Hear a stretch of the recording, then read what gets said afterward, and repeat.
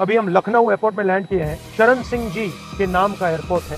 और ऐसे 7 एयरपोर्ट 2020 और 2021 के बीच में 50 साल के लिए हिंदुस्तान की जनता की पूंजी मुंबई, अहमदाबाद, लखनऊ, मंगलुरु, जयपुर, गुवाहाटी, तिरुवनंतपुरम, जबरदस्त एयरपोर्ट जो जनता की पूंजी है, इसको नरेंद्र मोदी ने रैपिड टेम्पो के साथ 2020 और 2021 के बीच में गौतम भाई को दे दिए। कितने टेम्पो लगे ये भी बता दीजिए। ये आप इंक्वायरी कब शुरू कर रहे हैं? आपने कहा था कि काला धन दे रहे हैं अदानी अंबानी। 4-5 दिन पहले कहा जरा इंक्वायरी शुरू कीजिए, सीबीआई भेजिए, ईडी भेजिए। इस वीडियो लीजिए टेम्पो का, इसका टेम्पो वाले एयरपोर्ट का।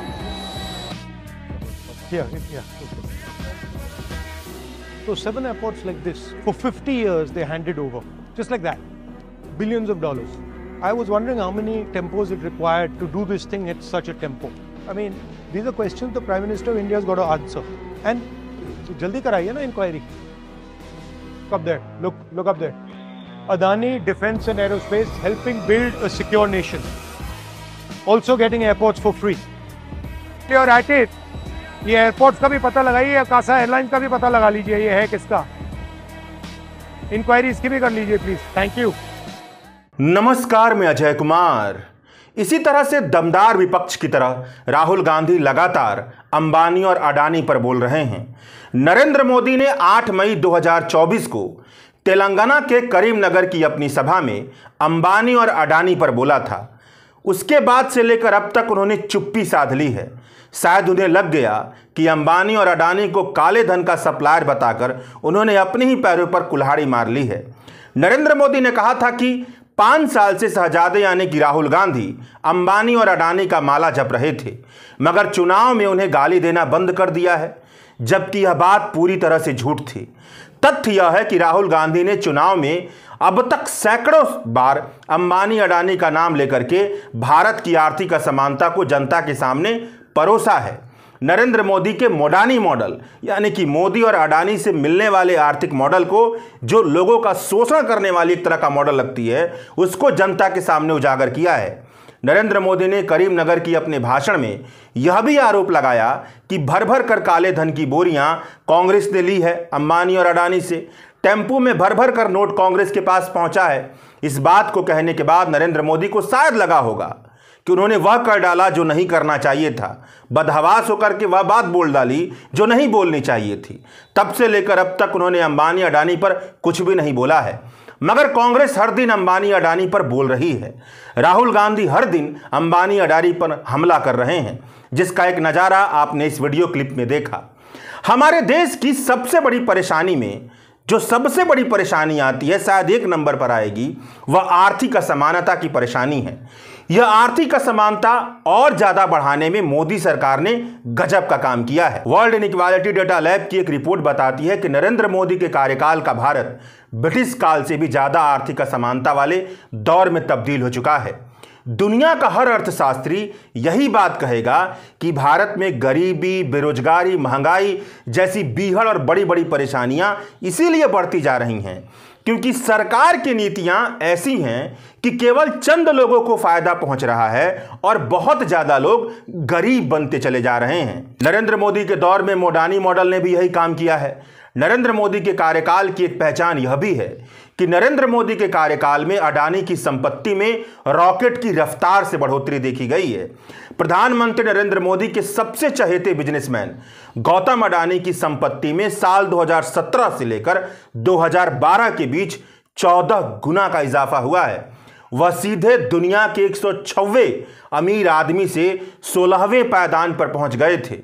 तो किसी भी दमदार विपक्ष की यह जिम्मेदारी बनती है, जो जिम्मेदारी एक तरह से राहुल गांधी इस वीडियो में निभाते हुए दिखते हैं, कि वह देश में चल रहे इस भीषण भ्रष्टाचार के गठजोड़ का खुलासा करे। राहुल गांधी ने लखनऊ हवाई अड्डे से अडानी और नरेंद्र मोदी के गठजोड़ को लेकर के जो वीडियो बनाया है, वह उसी जिम्मेदार विपक्ष का संकेतक है। तो चलिए इस वीडियो में इसी विषय पर बात करते हैं कि कैसे नरेंद्र मोदी के दौर में नियमों को तोड़ मरोड़ कर, जो जायज नियम थे उन्हें तोड़ मरोड़ करके गौतम अडानी को हवाई अड्डे सौंपे गए हैं। तो चलिए थोड़ा शुरू से शुरू करते हैं। तो बात यह है कि साल 1995 में संसद ने एक कानून बनाकर के एयरपोर्ट अथॉरिटी ऑफ इंडिया की स्थापना की थी। एयरपोर्ट अथॉरिटी ऑफ इंडिया के वेबसाइट पर इस संस्था की जिम्मेदारियों के बारे में लिखा गया है। अंग्रेजी में लिखा है कि creating, upgrading, maintaining and managing civil aviation infrastructure both on the ground and the air space in the country. मोटे तौर पर समझिए तो भारत में हवाई अड्डा बनाने और हवाई अड्डा के रखरखाव की जिम्मेदारी इसी सरकारी संस्था को मिली हुई है। साल 2003 में जब अटल बिहारी वाजपेयी की अगुवाई में नेशनल डेमोक्रेटिक अलायंस की सरकार बनी थी, तब भारत में एयरपोर्ट यानी कि हवाई अड्डों का प्राइवेटाइजेशन शुरू हुआ। दिल्ली और मुंबई एयरपोर्ट के प्राइवेटाइजेशन के प्रपोजल को प्रधानमंत्री अटल बिहारी वाजपेयी ने अप्रूवल दे दिया। प्रपोजल यह था कि दिल्ली और मुंबई का एयरपोर्ट का जो संचालन है, जो ऑपरेशन है, पब्लिक प्राइवेट पार्टनरशिप के तहत होगा, यानी कि सरकार भी रहेगी और साझेदार प्राइवेट प्लेयर भी रहेंगे। प्राइवेट पार्टनर का चुनाव खुली और पारदर्शी किस्म की, ओपन और ट्रांसपेरेंट किस्म की जो कॉम्पिटिटिव बिडिंग की प्रक्रिया होती है, प्रतिस्पर्धी बोली की प्रक्रिया होती है, उसके जरिए की जाएगी। मतलब जो प्राइवेट कंपनी सबसे ऊंची बोली लगाएगा वह एयरपोर्ट अथॉरिटी ऑफ इंडिया के साथ दिल्ली और मुंबई एयरपोर्ट का मालिक बन जाएगा। एयरपोर्ट अथॉरिटी ऑफ इंडिया के पास 26% मालिकाना हक रहेगा और 74% मालिकाना हक जो कंपनी बोली में जीतेगी उसके पास चला जाएगा। जब अटल बिहारी वाजपेयी की सरकार चली गई तब यूनाइटेड प्रोग्रेसिव अलायंस यानी कि यूपीए की सरकार आई। साल 2006 में यूनाइटेड प्रोग्रेसिव अलायंस यानी कि संयुक्त प्रगतिशील गठबंधन की सरकार ने दिल्ली और मुंबई हवाई अड्डों को 30 साल की अवधि के लिए संचालित करने के लिए जीएमआर और जीवीके समूह को इजाजत दे दी कि भाई आप लोग आकर के यहां पर अपना इसका ऑपरेशन संभालिए। मामला विवादित था तो सुप्रीम कोर्ट में पहुंचा था। सुप्रीम कोर्ट ने 7 नवंबर 2006 को इस पर फैसला सुनाया। सुप्रीम कोर्ट ने दिल्ली और मुंबई के एयरपोर्ट के प्राइवेटाइजेशन को बरकरार रखा, मगर यह शर्त लगा दी, मगर यह कंडीशन लगा दी कि एयरपोर्ट के संचालन के लिए जो भी बोली लगाएगा उसे अपने साथ एक अनुभवी एयरपोर्ट के ऑपरेटर के साथ भी पार्टनरशिप करनी होगी। मतलब जो भी ऑपरेशन के लिए सामने आएगा वो एक अनुभवी पार्टनरशिप ऑपरेटर को भी सामने लेकर के आए। जीएमआर समूह ने दिल्ली और मुंबई दोनों एयरपोर्ट के लिए सबसे बड़ी बोली लगाई थी, लेकिन कंपटीशन गड़बड़ा ना जाए इसलिए जीएमआर समूह मनमानी ना करने लगे। इसीलिए कंपटीशन के इंटरेस्ट में यानी कि प्रतिस्पर्धा के हित को ध्यान में रखते हुए दोनों हवाई अड्डों का जो ऑपरेशन था एक साथ एक ही फॉर्म को ना देने का फैसला दिया गया। यानी उस समय की सुप्रीम कोर्ट के फैसले से यह बात निकलकर सामने आती है कि सुप्रीम कोर्ट ने यह फैसला दिया था कि हवाई अड्डे पर प्राइवेट प्लेयर का, प्राइवेट कंपनी का मोनोपोली ना क्रिएट हो जाए, एकाधिकार ना बन जाए। एकाधिकार बनने की सबसे बड़ी दिक्कत आम उपभोक्ताओं को, आम यात्रियों को उठानी पड़ेगी। जिन कंपनियों के हाथ में हवाई अड्डे की ज्यादातर क्षेत्र पर कब्जा होगा वह अपने हिसाब से कीमतों को तय करेंगी और उपभोक्ता से वसूलेंगी, और यही अडानी को सौंपे गए हवाई अड्डों के साथ देखा जा रहा है। साल 2014 में मोदी सरकार आई। मोदी सरकार के दौर में भी प्राइवेटाइजेशन शुरू हुआ, मगर एयरपोर्ट अथॉरिटी ऑफ इंडिया के कर्मचारियों ने इस प्राइवेटाइजेशन का विरोध किया। अपने विरोध में कर्मचारियों ने कहा कि जिन हवाई अड्डों की प्राइवेटाइजेशन की बात की जा रही है उस पर सरकारी खजाने से सैकड़ों करोड़ रुपए खर्च किए गए हैं। चेन्नई और कोलकाता एयरपोर्ट के मॉडर्नाइजेशन में तकरीबन 2300 करोड़ रुपए खर्च हुआ है। यह पैसा सरकारी खजाने से खर्च हुआ है, मतलब हमारा और आपका पैसा है, जनता का पैसा है, जिसका इस्तेमाल एयरपोर्ट की सुविधाओं को बेहतर करने के लिए किया गया है। ऐसे में अगर इस एयरपोर्ट को प्राइवेट हाथों में सौंपा जाएगा तो इसका मतलब यही बन रहा है कि प्राइवेट कंपनियों को अनुचित मुनाफा देने के लिए यह प्राइवेट हाथों में सौंपे जा रहे हैं। जब सारा मॉडर्नाइजेशन और सारी सुविधाएं सरकार ने अपनी तरफ से सरकारी खजाने से पैसा लेकर के एयरपोर्ट पर कर ही दिया है तो प्राइवेट कंपनियों को क्यों एयरपोर्ट दिया जा रहा है? मतलब दाल में कुछ काला है। प्रधानमंत्री नरेंद्र मोदी के शब्दों में कहा जाए तो संभव है कि प्राइवेट कंपनियों ने मोदी जी की पार्टी को बोरे में भर भर के काला धन पहुंचाया है, टेम्पो में भर भर के काला धन पहुंचाया है, इसीलिए उनके हक में यह काम किया जा रहा है। खोजी पत्रकार रवि नायर न्यूज क्लिक के अपने एक लेख में जिक्र करते हैं कि अप्रैल 2018 के इकोनॉमिक टाइम्स में यह बात छपी कि प्रधानमंत्री का कार्यालय यानी कि प्राइम मिनिस्टर ऑफिस ने मिनिस्ट्री ऑफ फाइनेंस के डिपार्टमेंट ऑफ इकोनॉमिक अफेयर्स और नीति आयोग को यह आदेश दिया कि वह एक ऐसे मॉडल ऑफ मैकेनिज्म का डेवलपमेंट करे जिससे कुछ एयरपोर्ट को एयरपोर्ट अथॉरिटी ऑफ इंडिया के नियंत्रण से लेकर के प्राइवेट कंपनियों को दे दिया जाए। मतलब एयरपोर्ट अथॉरिटी ऑफ इंडिया के कब्जे से छीन करके प्राइवेट कंपनियों को दे दिया जा सके। यह पहला इशारा था जो बताता है कि एयरपोर्ट अथॉरिटी ऑफ इंडिया के कर्मचारियों के विरोध के बावजूद मोदी सरकार ने अपने एयरपोर्ट के प्राइवेटाइजेशन की योजना पर बड़े ही जिद्दी तरीके से आगे बढ़ने का फैसला किया। मोदी सरकार अपनी चहेते प्राइवेट कंपनियों को एयरपोर्ट देना चाहती थी। इसके बीच में airport economic regulatory authority of India act 2008 अड़चन बनकर काम कर रहा था। साल 2008 में यह कानून इसलिए बनाया गया था ताकि हवाई अड्डे पर प्राइवेट कंपनियों का एकाधिकार न हो जाए, वह अपनी मनमानी न करने लगे। इसीलिए साल 2008 के एयरपोर्ट के economic regulatory authority of India के कानून में कीमतों के निर्धारण की प्रक्रियाएं शामिल की गई हैं। एक तरह से समझिए तो एक ऐसा कानून है जो इसलिए लाया गया था कि बड़ी बड़ी ताकतवर कंपनियां जो एयरपोर्ट को संभालती हैं वह इस तरीके से कीमत तय करेंगी जिससे airport authority of regulatory authority of India के कानून में लिखा गया है। एक तरह से कहा जाए तो इस तरीके से किराया तय करेंगी, इस तरीके से किराया का जो निर्धारण किया जाएगा जिससे यात्रियों पर बहुत ज्यादा बोझ ना पड़े या यात्रियों पर बोझ ना पड़े। अब सरकार इस कानून में संशोधन करने के लिए बिल लेकर के आई, मगर संसद में बिल पास नहीं हुआ।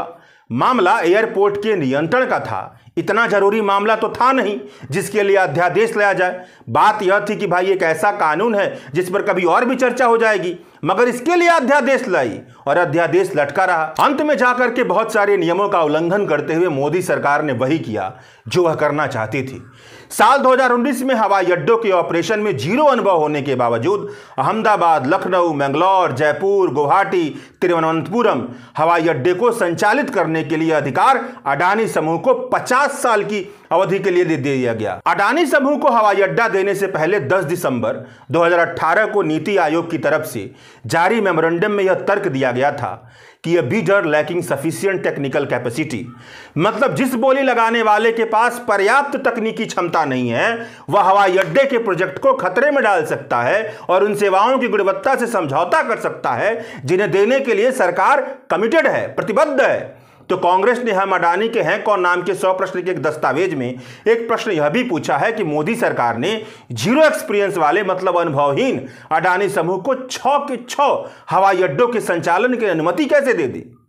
जिस दिन नीति आयोग ने अपनी आपत्ति दर्ज की उसी दिन वित्त मंत्रालय के डिपार्टमेंट ऑफ इकोनॉमिक अफेयर्स के एक नोट में जोरदार ढंग से यह सिफारिश की गई थी कि रिस्क कम करने और कंपटीशन का माहौल बरकरार रखने के लिए एक ही बोली लगाने वाले को 2 से ज्यादा हवाई अड्डों का संचालन नहीं सौंपना चाहिए, जैसा कि दिल्ली और मुंबई हवाई अड्डे के प्राइवेटाइजेशन के मामले में हुआ था, जैसा कि सुप्रीम कोर्ट ने साल 2006 के अपने आदेश में कहा था। फिर भी अपने मित्रों की मदद करने की जल्दीबाजी में जो सत्तारूढ़ व्यवस्था द्वारा यानी कि मोदी सरकार द्वारा इस आपत्ति को भी नजरअंदाज कर दिया गया। अडानी समूह को 2 से ज्यादा करीब 6 हवाई अड्डे दे दिए गए। अडानी समूह द्वारा मुंबई हवाई अड्डे का अधिग्रहण तो गजब का अधिग्रहण है। उसे क्रोनी कैपिटलिज्म पर जब भी कोई किताब लिखी जाएगी तो उसमें केस स्टडी के तौर पर रखना चाहिए और बच्चों को पढ़ाना चाहिए। अडानी समूह मुंबई एयरपोर्ट को हथियाना चाहती थी, मगर जिस जीवीके समूह के पास मुंबई एयरपोर्ट की ज्यादातर हिस्सेदारी थी वह अपनी हिस्सेदारी बेचना नहीं चाहती थी। कड़ा प्रतिरोध जताया। जीवीके समूह कोर्ट में गई, दूसरे हिस्सेदारों के शेयरों को खरीदने के लिए फंड जुटाया ताकि मुंबई एयरपोर्ट अडानी समूह के पास ना चले जाए।